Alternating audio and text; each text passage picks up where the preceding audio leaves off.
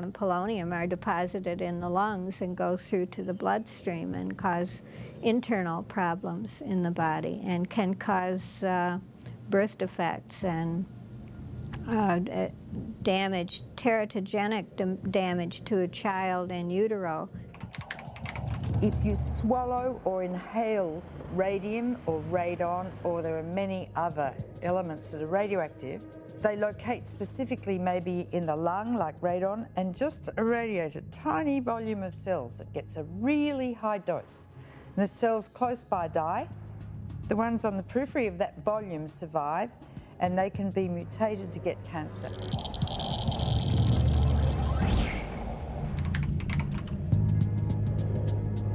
The tailings dump at Range uranium mine. Looks like any other slag heap you'd expect to get with a mine, doesn't it? But in fact, it's a time bomb.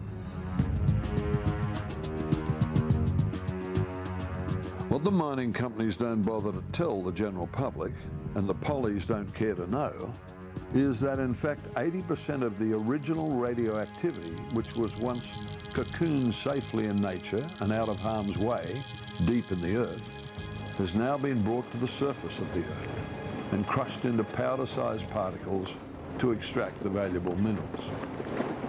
Eventually, years from now, these radioactive tailings will be dumped back into the huge crater and grassed over. But in the meantime, the dust from these finely pulverized radioactive tailings is free to blow in the wind. Uranium, when it occurs in nature, occurs with other radioactive materials. Together in nature, in this rock that contains uranium, you'll also find thorium, radium, lead, bismuth, and polonium in radioactive forms. Radium itself is very toxic, and it's no longer in a rock deep under the ground, but it's pulverized and made bioavailable. Now, when they mine it, they take the rock out, and they only want the uranium. So all these other radioactive materials are left in the rock, the crushed rock at the mine. It's not only a job, it's a career path. The company will train me up to be an industrial sparky. You know what those blokes earn? No. Jono told me they get a yearly bonus of up to $40,000. I can get a boob job and work Hooters. Good to see you on a career path too, sweetheart. Come on, Dylan, it's going to be great.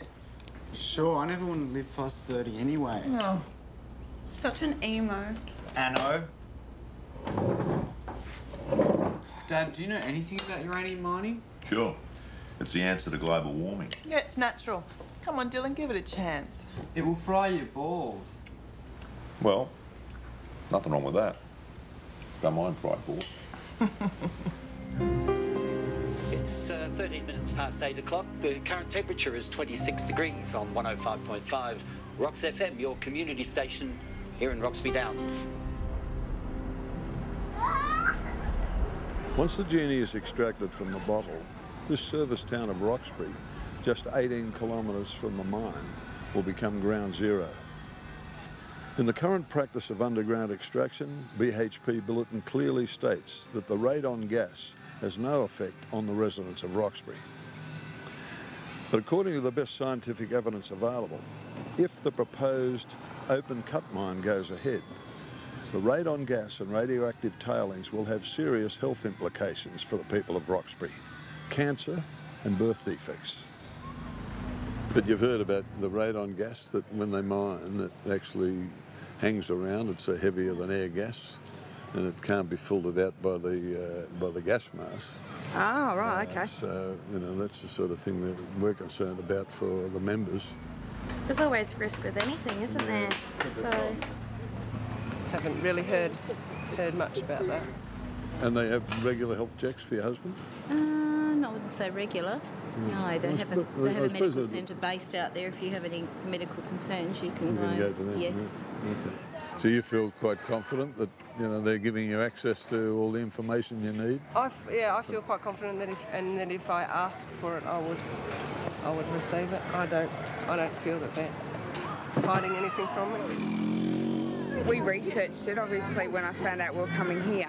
We got on the internet and, you know, the information from the company. Wanted to make sure it wasn't biased information, but yeah, got on the internet and you just realise that it's just not a problem. There's more naturally in the earth than what there is coming out of the mine, so. What did they tell you about it when you gave you the job? They give you all the information that you need. If you're not happy with it, you leave. That's fine.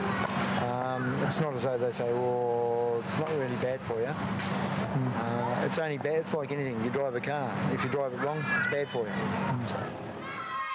What about when they go to an open cut mine and they start exposing the radon gas, which is 7 times heavier than air, therefore sticks close to the surface? All right. Do you know anything about that? No, I haven't heard anything about that yet. Did they talk to you about radon gas and what happens when you mine uranium in terms of this heavy gas that is released from the uranium?